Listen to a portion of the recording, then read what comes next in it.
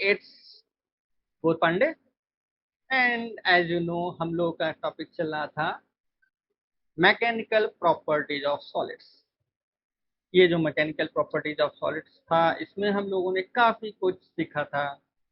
हम लोगों ने सीखा था किस तरीके से सॉलिड्स में छोटी छोटी सी प्रॉपर्टीज हमारे सामने निकल के आई, जिसमें से स्ट्रेस था, स्ट्रेन था, फिर स्ट्रेस स्ट्रेन को रिलेशन स्टेब्लिश करने वाला हुक्स लॉ, और डिफरेंट डिफरेंट टाइप के states of solids, liquid, gases और वाट एवर।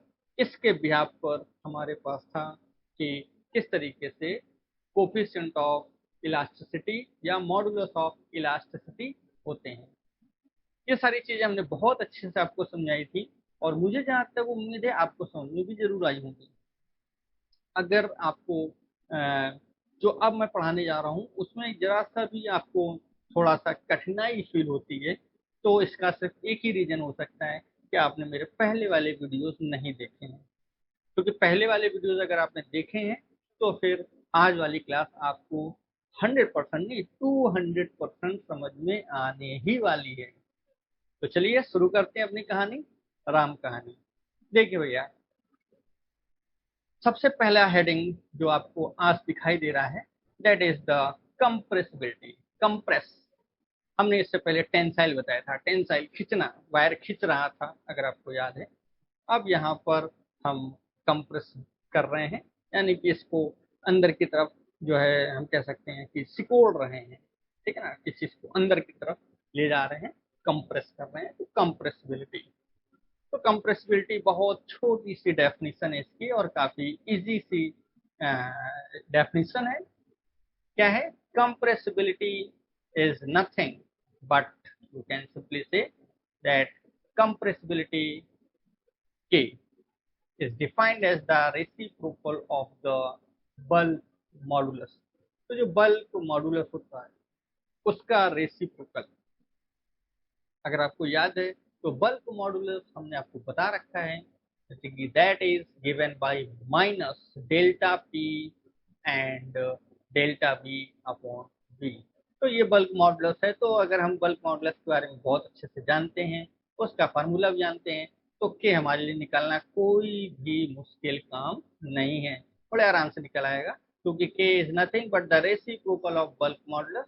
तो अगर हम इसकी वैल्यू यहाँ पर पुट कर देते हैं तो ये हो जाता है 1 minus delta P divide by delta V upon B. और इसको हम लिख सकते हैं, आप देख सकते हैं कि क्या होगा, डेल्टा वी अपॉन बी ऊपर चला जाएगा। तो डेल्टा वी अपॉन बी ये जो डिवाइड में था ये ऊपर पहुंच गया और डेल्टा पी नीचे आ गया। और आप चाहें तो इसको रीअरेंज करके लिख सकते हैं minus delta V divide by V into delta P. तो ये हमारा कंप्रेसिबिलिटी का फार्मूला बन के आ जाता है। डेफिनेशन एक नंबर में अगर आपसे पूछी जाती है तो आप सिंपल लिख सकते हैं कि reciprocal of bulk modulus. Bulk modulus का जो रेसिप्रोकल होता है, जो उल्टा होता है, वही हमारा कंप्रेसिबिलिटी कहलाता है। तो बेसिकली टेंसाइल का उल्टा है कंप्रेस, ठीक है ना। तो ये बात आपको समझ में आनी चाहिए कि जब हम स्ट्रेस लगाते हैं तो स्ट्रेन होता है, अगर स्ट्रेस हमारा ना होके कंप्रेस हो जाए, उल्टा फोर्स लग जाए, तो फिर वो कंप्रेसिबिलिटी में कन्वर्ट हो जाता है, ठीक है ना। तो ये चीज हमने बहुत अच्छे से समझी एंड आई होप कि समझ में भी आई होगी। चलिए बहुत बढ़िया भाई। अब फिर से आगे की कहानी चलिए देखते हैं। देखिए यहाँ पर एक नया वर्ड आपके सामने एक्सप्लेन किया गया। कौन सा नया वर्ड है? वो जो नया वर्ड है that is nothing but your Poisson ratio. काफी इम्पोर्टेंट आप कह सकते हैं। पॉइजन रेशियो ये जो है दैट इज मोस्ट इम्पोर्टेंट, बहुत ज्यादा एग्जाम पॉइंट ऑफ व्यू से बहुत इम्पोर्टेंट है। क्योंकि जनरली क्या होता है कि यंग मॉडुलस, शियर मॉडुलस या बल्क मॉडुलस या कंप्रेसिबिलिटी ये एक धागे में बंधी हुई चीजें हैं। अगर आप एक के बारे में जानते हैं तो दूसरा ऑटोमेटिक आप निकाल लेते हैं, तो कोई दिक्कत नहीं होती किसी को भी। तो जनरली लोग ये सोचते हैं कि अगर हमने यंग मॉडुलस पूछ लिया एग्जाम में तो फिर हम बल्क मॉडुलस पूछ लें या सीड मॉडुलस पूछ लें, ज़्यादा कोई डिफरेंस नहीं है। तो डिफरेंस को कैसे क्रिएट किया जाए? तो डिफरेंस को क्रिएट करने के लिए वो पूछ लेते हैं पॉइजन रेशियो। तो जो पॉइजन रेशियो है ये क्या होता है? पॉइजन रेशियो का मतलब ये हुआ कि आपने देखिए अभी तक क्या था कि आप रॉड पर जो फोर्स लगा रहे थे, टेंसाइल स्ट्रेस कर रहे थे उसको, जिसमें टेंसाइल स्ट्रेन हो रहा था। लेकिन दोनों ही कंडीशन में हम ये नहीं कह रहे थे कि वायर का डायमीटर चेंज हो रहा है, यानी कि वायर जिस क्रॉस सेक्शन एरिया का था उसी क्रॉस सेक्शन एरिया का बना रहता है उसमें एक्सटेंशन होने के बाद भी। ठीक है, क्या बात समझ में आ रही है? लेकिन अगर वायर को जब खींचा गया तो वायर पतला हो गया, वायर ने अपना जो ओरिजिनल डायमीटर था उसको लूज कर दिया। अब अगर वायर ने अपने ओरिजिनल डायमीटर को लूज कर दिया, वो पतला हो गया या कुछ ऐसा हुआ कि वो मोटा हो गया, तो इस तरीके से वायर में फोर्स लगाने की वजह से पतला या मोटा हो जाना वायर का, ये जो एक प्रॉपर्टी आ जाती है, ये पॉइजन रेशियो को रिप्रेजेंट कर देती है। तो देखिए क्या लिखा हुआ है, लिखा हुआ है कि व्हेन ए रॉड और वायर, अगर कोई रॉड या वायर है जिसपे टेंसाइल स्ट्रेस लगा हो, यानी कि उसको खींचा जाए और इस तरीके से खींचा जाए, ठीक है ना, its length increases in the direction of the tensile force, कि जो लेंथ है, जो वायर की लेंथ है, वो लेंथ फोर्स की डायरेक्शन में बढ़े। ठीक, बहुत बढ़िया। तो लेंथ फोर्स की डायरेक्शन बढ़ेगी, ये तो पहले भी होता था और अभी भी हो रहा है, कुछ खास बात नहीं। लेकिन खास बात यहां से स्टार्ट होती है, एट द सेम टाइम, उसी समय the length perpendicular to the tensile force decreases, यानी कि जिसे हम बोले रेडियस या डायमीटर जो आप कहना चाहें, तो अगर डायमीटर कम हो रहा है, यानी कि सीधी सी बात है वायर पतला हो रहा है, तो अगर कभी वायर पतला हो जाता है खींचने पर, अगर वायर को खींचा गया और उसका जो है डायमीटर चेंज नहीं हुआ, तो वो हमारा tensile stress upon tensile strain है, यानी कि सिंपल यंग मॉडुलस है। लेकिन अगर वही चीज हो रही है, वायर को खींचा गया लेकिन वायर पतला हो गया, तो अगर वायर पतला हो जाता है तो फिर वो हमारा यंग मॉडुलस ना होकर के फिर वो पॉइजन रेशियो में कन्वर्ट हो जाता है। जैसे डायग्राम में आप देख सकते हैं, डायग्राम में बहुत अच्छे से, बहुत सुंदर ढंग से दिखाया गया कि जब वायर पे फोर्स लगाए गए, देखिए ये एफ फोर्स दिख रहे हैं, हमने एक तरफ से बांध रखा है, ठीक है ना, और दूसरी तरफ से हम ये कह सकते हैं कि हमने फोर्स लगा दिया।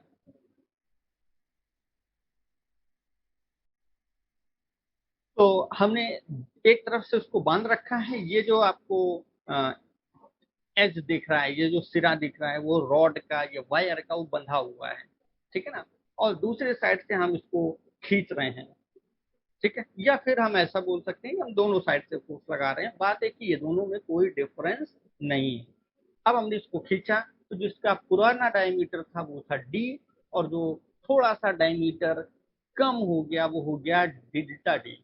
तो डेल्टा डी वो डायमीटर है तो थोड़ा सा क्या हुआ, कम हो गया। तो आई होप ये चीज आपको समझ में जरूर आई होगी, और इस तरीके से हम इसको बड़े आराम से समझा सकते हैं या दिखा सकते हैं कि जो पॉइजन रेशियो है वो अपने आप में एक सिंपल रेशियो है, किस किस का, चेंज इन डायमीटर, डायमीटर में क्या चेंज हुआ, उसका ओरिजिनल डायमीटर क्या था, इसका रेशियो, और उसकी लेंथ में कितना चेंज हुआ और उसकी लेंथ कितनी थी उसमें, यानी कि length with respect to diameter.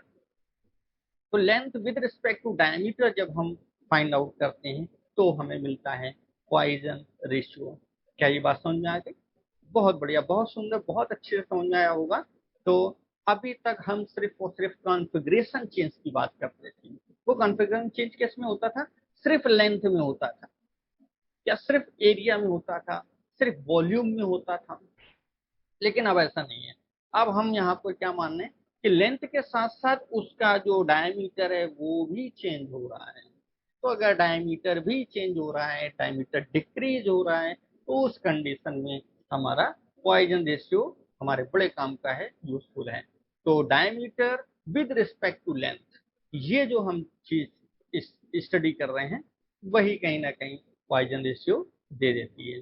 तो ये बात आपको बहुत अच्छे समझ में आई होगी। चलिए, बहुत सुंदर। अब हम आगे की कहानी देखते हैं भैया कि क्या हमारे आगे की कहानी में क्या नई राम कहानी है। तो अपना नेक्स्ट टॉपिक जो दिख रहा है वो है elastic potential energy of strand body. अच्छा, स्ट्रैंड का क्या मतलब होता है? स्ट्रैंड का मतलब होता है खींची हुई, स्ट्रेनिंग, खींची जा रही। यहाँ खींची नहीं जा रही है, खींची हुई।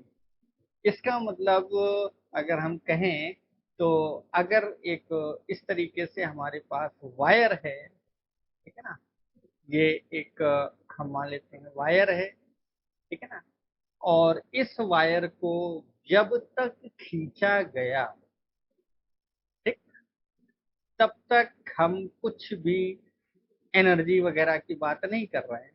ठीक है, ये वायर था, इसकी लेंथ थी कैपिटल एल, और ये वायर जब तक खींचा गया, यानी कि जब तक इसमें चेंज इन लेंथ होती रही होती रही होती रही, तब तक की कोई दिक्कत नहीं। लेकिन हाँ, फाइनल जब इसकी लेंथ चेंज होके स्मॉल एल या डेल्टा एल जो भी आप कहें हो गई, अब इससे ज्यादा ये नहीं खींचेगा। अगर खींचेगा तो अपनी ये इलास्टिसिटी को लूज कर देगा। तो ये जो एल है, जो एक्सटेंशन है, जो चेंज इन लेंथ है, वो वो मैक्सिमम लिमिट है जहां तक वो अपनी बगैर इलास्टिसिटी को लूज किए चेंज हो सकता है। ठीक। अब इसके बाद फिर ये वापस अपनी ओरिजिनल लेंथ में आने के लिए बिल्कुल रेडी है, तैयार है। तो इस पोजीशन पर, यानी कि जब इसमें एल लेंथ का जो कि मैक्सिमम लेंथ है जो चेंज हो सकती है under the limit of elasticity, उससे ज्यादा करेंगे तो इलास्टिसिटी ही खत्म हो जाएगी, यानी कि वो वायर अपने ओरिजिनल लेंथ में आएगा ही नहीं। तो ये जो स्ट्रेंथ बॉडी, ये वर्ड है स्ट्रेंथ, स्ट्रेंथ बॉडी का मतलब ये है कि जो अपनी मैक्सिमम लिमिट तक पहुंच चुकी है, जैसे ही वो मैक्सिमम लिमिट पे पहुंची, आप उस समय आप उसकी पोटेंशियल एनर्जी फाइंड आउट कर लेती है। तो देखिए, मेन बात क्या हुई कि पहले तो यहां पर थी ना, इस जगह, तो ये भी इसकी ओरिजिनल या इनिशियल पोजीशन थी। और जब वो अपनी इक्विलिब्रियम पोजीशन में पहुंच गई, यानी कि मैक्सिमम इलास्टिक लिमिट तक पहुंच गई, तो उस पर एक फाइनल पोटेंशियल एनर्जी आई होगी। तो इस तरीके से चेंज इन पोटेंशियल एनर्जी, जिसे हम सिर्फ पोटेंशियल एनर्जी ही बोलते हैं, तो चेंज इन पोटेंशियल एनर्जी क्या हो जाएगा? Final minus initial. ठीक। जैसे कि हम लोगों ने शुरुआत से डेरिवेशन जब भी पोटेंशियल एनर्जी की किए, उसमें हमेशा change in potential energy he find किया, लेकिन लेकिन इनिशियल को हम जीरो मान लेते थे। कैसे मान लेते हैं? ऐसा नहीं है बस इनिशियल जीरो होता है ना, ऐसा नहीं। कोई तो हम वहां पर लॉजिक लगाते हैं। किसी भी चीज को एज्यूम करने के लिए, किसी चीज के एजप्शन के लिए एक लॉजिक का होना बहुत जरूरी है। तो यहाँ पर क्या लॉजिक है? यहाँ पर लॉजिक ये है कि जब ये अपनी लेंथ एल पे थी, ओरिजिनल लेंथ पे थी, उस समय जो भी इसके मॉलिक्यूल्स थे इसके अंदर, उनके बीच में जो फोर्स था वो मिनिमम था। क्योंकि मिनिमम फोर्स है, इस वजह से हम ये मान लेते हैं, एज्यूम कर लेते हैं कि जो पोटेंशियल एनर्जी थी वो जीरो थी। क्या बात समझ में आएगी? ये पहला एजप्शन है, तो रटना है हमको, ये आप मान लीजिए। इसको बिल्कुल एज इट इज आपको क्रैम कर लेना है, रट लेना है कि जब वायर अपनी ओरिजिनल पोजीशन में होगा तो उस समय जो उसकी पोटेंशियल एनर्जी होगी वो जीरो होगी। और क्यों जीरो होगी? उसका रीजन, क्योंकि मॉलिक्यूल्स के बीच में जो फोर्स है वो मिनिमम है। अरे भैया, फोर्स मिनिमम होगा मतलब लगभग जीरो होगा। फोर्स नहीं, एसलेशन नहीं, एसलेशन नहीं, यानी कि वो लेंथ चेंज करने का प्रयास ही नहीं कर रहे हैं। सीधी सी बात ये है। ठीक। यानी कि जब तक आप इस पे एक्सटर्नल फोर्स नहीं लगाएंगे, तब तक इसकी लेंथ चेंज नहीं होगी। क्या बात समझ में आ गई? स्ट्रेंथ बॉडी, स्ट्रेंथ बॉडी का सीधा मतलब ये है कि बॉडी जिसमें एक्सटर्नल फोर्स लगा के मैक्सिमम लिमिट तक चेंज कर दिया गया हो। तो अब हमने ये समझ लिया कि जो इनिशियल पोटेंशियल एनर्जी है वो जीरो मान ली जाती है, और ऐसा क्यों हुआ उसका हमने आपको प्रॉपर रीजन भी बता दिया। फाइनल पोटेंशियल एनर्जी कैसे आई होगी? तो फाइनल पोटेंशियल एनर्जी तो भैया ऐसे आई है कि जब आपने फोर्स लगाया, कौन सा फोर्स लगाया? एक्सटर्नल फोर्स लगाया। है ना, डिफॉर्मिंग फोर्स, जो लेंथ को क्या कर रहा है, चेंज कर रहा है। तो आप सब बहुत अच्छे से जानते हैं कि potential energy that is equal to work done by external force, work done by external force. तो जो भी वर्क डन होगा कौन करेगा, एक्सटर्नल फोर्स करेगा। तो जो भी वर्क डन एक्सटर्नल फोर्स करेगा वही वर्क डन हमारा चेंज इन पोटेंशियल एनर्जी के इक्वल हो जाएगा। ठीक है, कितनी बात सबको समझ में आ गई? बहुत अच्छी, बहुत बढ़िया भाई। अब ये जो वर्क डन एक्सटर्नल फोर्स कर रहा है वो किसके अगेंस्ट कर रहा है, तो वो फोर्स उन फोर्सेस के अगेंस्ट है जो मॉलिक्यूल्स लगा रहे हैं एक दूसरे के बीच में। क्योंकि पहले क्या था, मॉलिक्यूल जो फोर्स लगा रहे थे वो लगभग जीरो था, मिनिमम। लेकिन अब जब आपने एक्सटर्नल फोर्स लगा दिया तो वो फोर्स हर एक मॉलिक्यूल पर लग गया, और हर एक मॉलिक्यूल पर फोर्स लगा, इसका मतलब वो क्या कर रहा है, काउंटर कर रहा है मॉलिक्यूल के बीच के फोर्स को, जिसकी वजह से जो कॉन्फ़िगरेशन है वो चेंज होना शुरू हो गया। ठीक, इसको हम एक अच्छे एग्जांपल से आपको समझाने की कोशिश करते हैं। देख, आई होप कि आपको मजा भी आएगा और समझ में भी आएगा। देखिए, अगर हम इस तरीके से हम एक क्यूब बना दें, ये देखिए, ठीक है, ये केवल आपको समझाने के पर्पज से है और कुछ नहीं। ठीक है, ये हमने ये मिला दिया इधर ऐसे, ये मिला दिया और ये मिला दिया और ये मिला दिया, समझेंगे बिल्कुल, बहुत अच्छा इंटरेस्ट आने वाला, मतलब कहने का ये है। और ये हमारे पास देखिए मॉलिक्यूल्स हैं, ये जो आपको दिख रहे हैं दीज आर द मॉलिक्यूल्स, ये मॉलिक्यूल्स हैं। कुछ अच्छा सा फिगर बन रहा है, समझ में आ रहा होगा, है ना? ये देखिए, ये मॉलिक्यूल्स हैं, ये मॉलिक्यूल्स वही हैं जो वायर के अंदर हैं। मैंने एकदम खूब भयंकर तरीके से जूम करके दिखाया। अब ये मॉलिक्यूल, ये जो आपको दिख रहा है ना, ये जो आपको दिखाई दे रहा है, ठीक है, इसको हम स्प्रिंग के तरीके अगर मान लें, जो इनके बीच का जो फोर्स है, म्यूचुअल इंटरेक्शन फोर्स। तो जब फोर्स लगा, खींचा, स्प्रिंग खींची, फिर फोर्स नहीं लगा, स्प्रिंग अपनी ओरिजिनल पोजिशन, फिर फोर्स लगा, स्प्रिंग खींची, फिर अपनी ओरिजिनल पोजिशन। इस तरीके से जैसे स्प्रिंग में होता ना, खींचा और जैसे छोड़ा तो स्प्रिंग ओरिजिनल पोजिशन पे आ जाती है। ये जो चीज है यही कहीं ना कहीं यहाँ पर पोटेंशियल एनर्जी को क्रिएट कर रहा है। अब एक्चुअली क्या हो रहा है वो समझने की हमें कोशिश करनी है। अभी इस समय ये वो पोजीशन है जब वायर अपनी ओरिजिनल लेंथ पे है, यानी इनके बीच में किसी भी प्रकार का एक्सटर्नल फोर्स नहीं है। जो एक्सटर्नल फोर्स है वो जीरो है। सिर्फ और सिर्फ ये जो आपको स्प्रिंग जैसा मैंने दिखा रखा है, स्प्रिंग के फॉर्म में दिखा रखा है, ये वो फोर्स है जो मॉलिक्यूल्स के बीच में है, और ये फोर्स भी लगभग जीरो है। हल्का फुल्का मॉलिक्यूल्स वाइब्रेट अगर कर भी रहे हैं तो उसको हम नेग्लेक्ट मान लेते हैं। ऐसा नहीं है कि बहुत ज्यादा चेंज हो गई पोजीशन, नहीं, पोजीशन चेंज नहीं हो गई। तो जो एक्सटर्नल फोर्स है वो भी नहीं है, और जो आपके मॉलिक्यूल्स के बीच फोर्स है वो भी लगभग जीरो है। और इस वजह से जो फोर्स जीरो, तो force into displacement that is also zero, approx to zero, और that is work done that is also zero. तो potential energy that is also zero. तो ये कंडीशन है इनिशियल फेज की, जब वायर आपका अपनी ओरिजिनल लेंथ में था। तो ये चीज आपको समझ में, हमने बहुत अच्छे से समझाई और समझ में आई भी होगी। ठीक, अब हम इस डेरिवेशन की तरफ चलते हैं और देखते हैं कैसे कैसे यहाँ पर हमें चीजों को समझना होता है। तो ये हमारे पास इस तरीके से वायर था। अच्छा, ये जो वायर है इसकी लेंथ आपको पता है कैपिटल एल लेंथ है। और अगर हम यंग के बारे में बात करें, जो यंग मॉडुलस हुआ करता था उसके अकॉर्डिंग फार्मूला देखें तो फार्मूला हुआ करता था स्ट्रेस अपॉन स्ट्रेन। ठीक, अगर इसमें एल लेंथ का चेंज होने वाला है, यानी कि ये जो वायर है अगर ये बढ़ सकता है under the limit of elasticity तो वो एल लेंथ तक बढ़ सकता है। एल लेंथ से ज्यादा वो अपनी इलास्टिक लिमिट को खो देगा। तो ये जो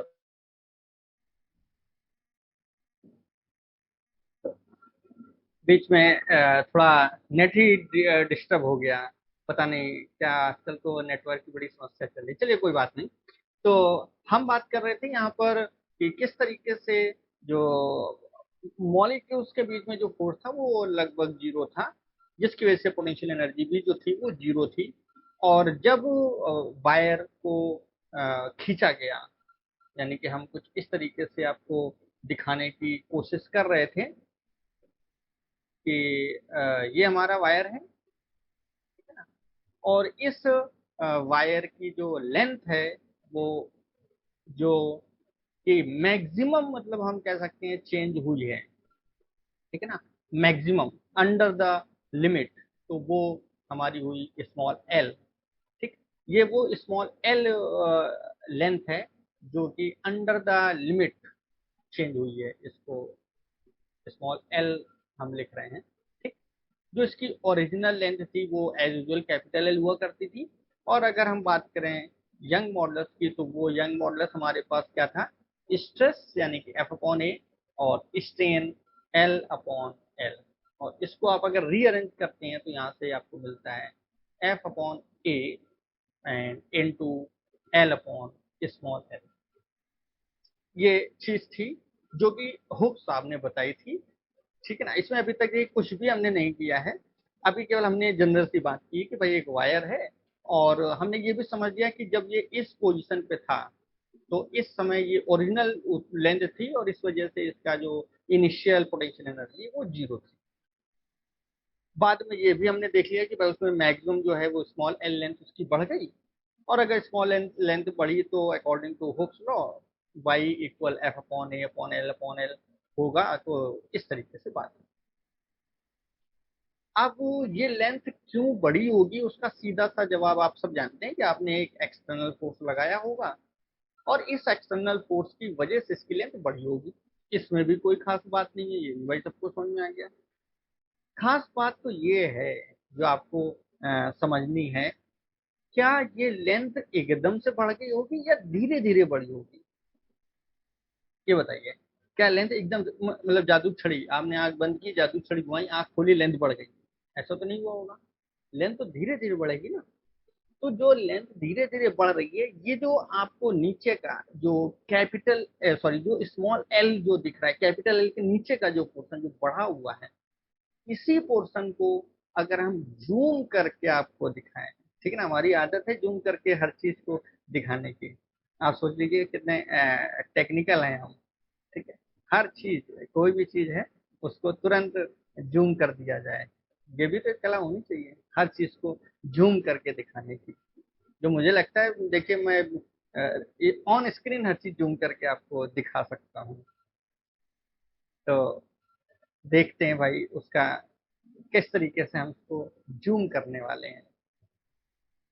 तो ये देखिए भाई, जो हमें दिख रही है ये वो लेंथ है जो स्मॉल एल है।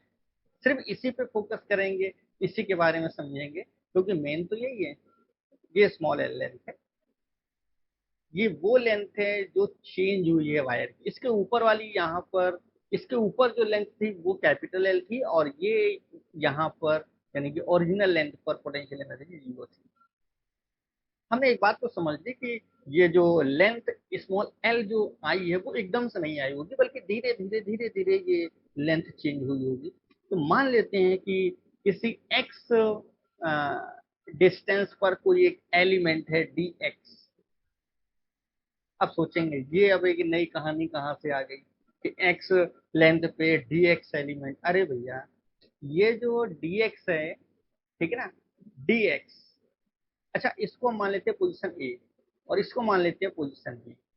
तो जब डी एक्स पोजीशन ए पर होगा, ठीक, तो एक्स की वैल्यू होगी जीरो, समझेंगे बात को। और जब यही डी एक्स आपका पोजीशन बी पर होगा, तो इस एक्स की वैल्यू हो जाएगी एल। ये बात तो समझ में आ रही है। इसका मतलब dx ही वो जिसे मैं कह रहा हूँ ना, धीरे धीरे जो है लेंथ बढ़ रही है, धीरे धीरे। तो ये धीरे धीरे जो लेंथ, धीरे धीरे छोटी सी लेंथ dx, तो हमने इसीलिए क्या कहा कि x पे dx है, यानी कि ये जो dx है वो बेसिकली जीरो से स्टार्ट होते होते और l तक पहुंचा है। ठीक, तो भैया ये पहुंचाने का काम, लेंथ को बढ़ाने का काम किया था एक्सटर्नल फोर्स ने, यानी कि यहाँ पर एफ एक्सटर्नल लगा हुआ था। तो अगर हम वर्क डन फाइंड करें, वर्क एक्सटर्नल एक्सटर्नल फोर्स ने कितना वर्क किया, तो आप जानते हैं कि फोर्स एक्सटर्नल हो जाएगा और इनटू हो जाएगा डिस्प्लेसमेंट, कोई शक नहीं। डिस्प्लेसमेंट भाई कितना हुआ, डिस्प्लेसमेंट हुआ है dx, ठीक। ये एफ एक्सटर्नल और डिस्प्लेसमेंट, छोटा सा डिस्प्लेसमेंट dx, छोटी सी लेंथ बढ़ी dx, तो छोटा सा एक्सटर्नल वर्क भी रहा होगा, इसमें भी कोई शक नहीं। अभी हमने आपको दिखाया फार्मूला लिख करके कि जो y है that is equal F upon A into L upon small L, यही था formula, Hooke's law, young modulus of velocity.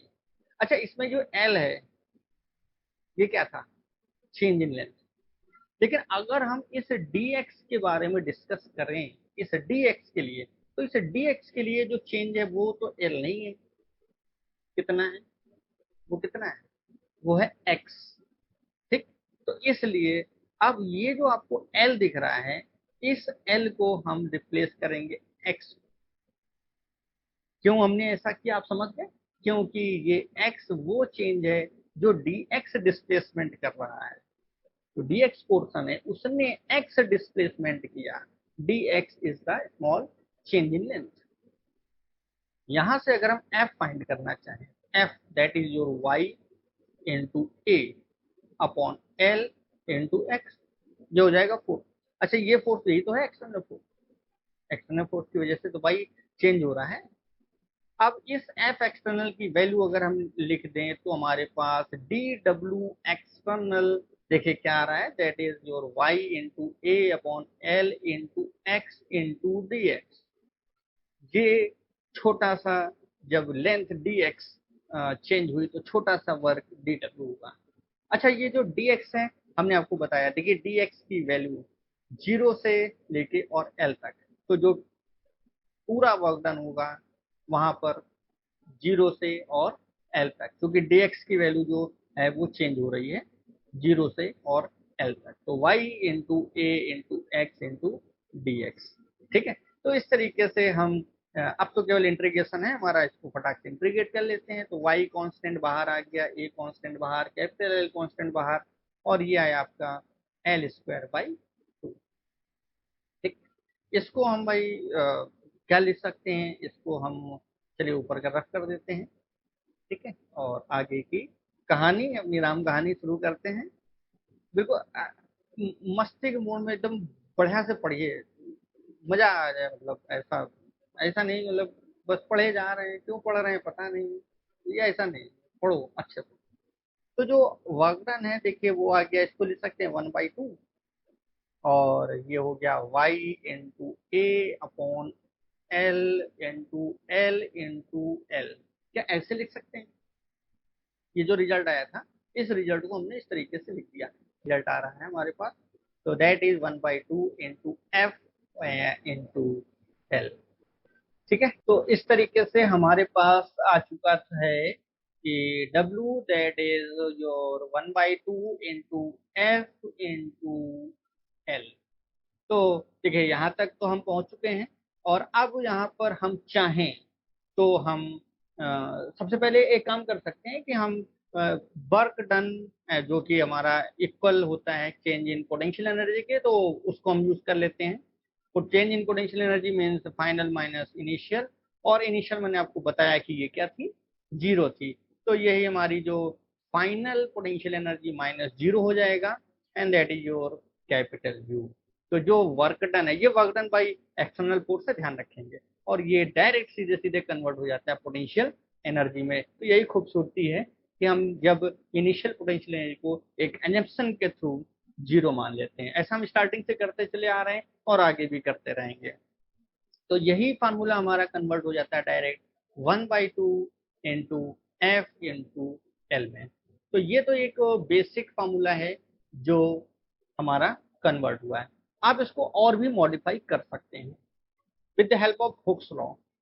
With the help of modulus of elasticity, कौन सी वाली, ये सॉलिड है यानी कि कौन सी लगेगी यहाँ पर, यंग वाली लगेगी। वेरी गुड, बहुत बढ़िया। तो अगर y का फॉर्मूला हम यहाँ पर यूज करें तो ये हो गया f upon A and divide by l upon capital L। इसको थोड़ा सा रीअरेंज करते हैं तो ये आ जाता है f upon A into capital L upon small l। और इस तरीके से अगर हम f फाइंड करें तो f की वैल्यू आ चुकी है y into A upon capital L into small l। और इस f की वैल्यू को अगर हम इसको इक्वेशन 1 मान लें और इसको 2 मान लें तो इक्वेशन 2 से f की वैल्यू 1 में अगर हम पुट कर दें, ठीक है ना, क्या कर रहे हैं हम, from two put f in equation 1। अगर हम 2 से फर्स्ट नंबर के इक्वेशन में हम पुट कर दें तो हमें देखिए क्या रिजल्ट मिलेगा। हमें कुछ इस तरीके से का रिजल्ट मिलने वाला है, u equal 1/2 into F and F is y into A upon L into L. और ये तो हो गया f, और एक l और था तो इंटू l और यहाँ पर कर सकते हैं। यहाँ तक की बात बहुत अच्छी समझ में आई होगी। चलिए बहुत बढ़िया। अब हम इसको थोड़ा सा ध्यान से देखो, थोड़ा सा अगर हम आपसे कहें कि y का फार्मूला क्या होता है, y का बेसिक फार्मूला होता है स्ट्रेस अपॉन स्ट्रेन। ठीक, तो क्या स्ट्रेस जो है that is equal to y into strain. जो स्ट्रेस है वो y इंटू स्ट्रेन के हो जाएगा, बिल्कुल हो जाएगा भाई।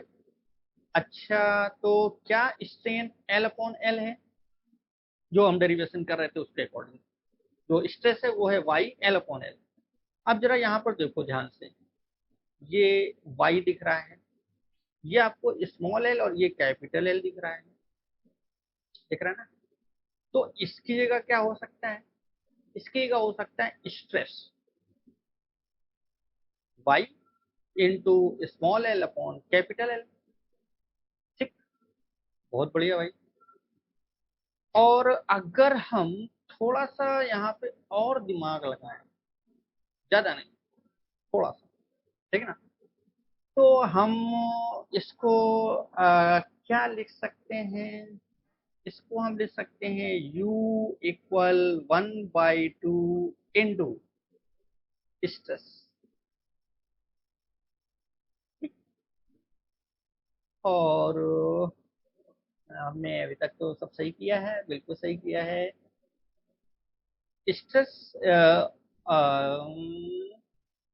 हाँ ठीक है, स्ट्रेस और इनटू, अच्छा ये देखो बचा है अभी यहाँ पर एरिया इनटू लेंथ। अब ये एरिया इनटू लेंथ वाला मामला कुछ गड़बड़ है। कैसे गड़बड़ है, एरिया कौन सा था, ये वायर का एरिया था, और स्मॉल एल ये वाले टर्म, ये वाला टर्म और ये वाला टर्म तो थोड़े से गड़बड़ कर रहे हैं। तो अभी इनको हम ए इंटू एल ही लिखा रहने देते हैं और इसको समझाते हैं बहुत बारीकी से। जनरली यहाँ पर गड़बड़ी हो जाती है, लोग समझ ही नहीं पाते हैं। इसको हम समझाने की आपको कोशिश करते हैं। देखिए अब आप सोचेंगे कि इसको हमने वॉल्यूम क्यों नहीं लिख दिया, क्योंकि ये वॉल्यूम है ही नहीं। ये जो एल है ये चेंज हुई है लेंथ में, इसका मतलब ये क्या हुआ, चेंज इन वॉल्यूम। वॉल्यूम नहीं हुआ, that is change in volume. इसको डायग्राम से हम दिखाएंगे आपको और चीज को अच्छे से समझाएंगे। देखिए हमने क्या किया कि जो वायर लिया था, इस तरीके से वायर था, इस वायर की जो लेंथ थी वो थी कैपिटल एल और इसमें जो लेंथ बड़ी थी वो थी स्मॉल एल, ये तो था। अब अगर आप इसके एरिया में और स्मॉल एल का मल्टीप्लाई करेंगे तो ये जो वॉल्यूम आएगा ये कौन सा वॉल्यूम होगा, ये होगा वो वॉल्यूम जो चेंज हुआ है, कितना वॉल्यूम चेंज हुआ है। ठीक, तो ये जो ए इंटू एल है ये चेंज इन वॉल्यूम है। लेकिन चेंज इन वॉल्यूम से हमें क्या मतलब, हमें तो वॉल्यूम से मतलब होता है। तो हम क्या कर सकते हैं, इसको थोड़ा सा और हल्का सा दिमाग लगाइए, इसको हम लिख सकते हैं 1/2 इंटू स्ट्रेस। यहाँ तक तो कोई दिक्कत वाली बात थी ही नहीं। अच्छा, अगर हम इसमें कैपिटल एल का मल्टीप्लाई कर दें और कैपिटल एल का ही डिवाइड कर दें देखिए बहुत सुंदर सा रिजल्ट आपके सामने है। आ गया कैपिटल ए और कैपिटल एल, यही तो था ओरिजिनल वॉल्यूम। तो अगर आप इसको लिख दें 1/2 इंटू स्ट्रेस इंटू और ए इंटू एल, जो कि वॉल्यूम है, ठीक। अब क्या बच गया, अब बचा स्मॉल एल अपॉन कैपिटल। अरे स्मॉल एल अपॉन कैपिटल क्या था, ये तो था स्ट्रेन। तो 1/2 into stress into strain into volume. तो देखा किस तरीके से एक छोटी सी चीज अगर आपने इग्नोर कर दिया तो पूरा का पूरा कॉन्सेप्ट ही आपका गलत हो सकता है। तो ध्यान रखेंगे, A into small L that is change in volume, जो कि हमें नहीं चाहिए। हमें चाहिए वॉल्यूम ऑफ द वायर, यानी कि ए इंटू कैपिटल एल। ए इंटू कैपिटल एल को लाने के लिए कैपिटल एल और से मल्टीप्लाई और डिवाइड कर लिया। तो I hope and I believe कि ये जो आपका कॉन्सेप्ट है वो आपको बहुत अच्छे से समझ में आ गया होगा। चलिए बेस्ट ऑफ लक आप सभी को, और फिर हम नेक्स्ट लेक्चर मिलते हैं। Thank you very much.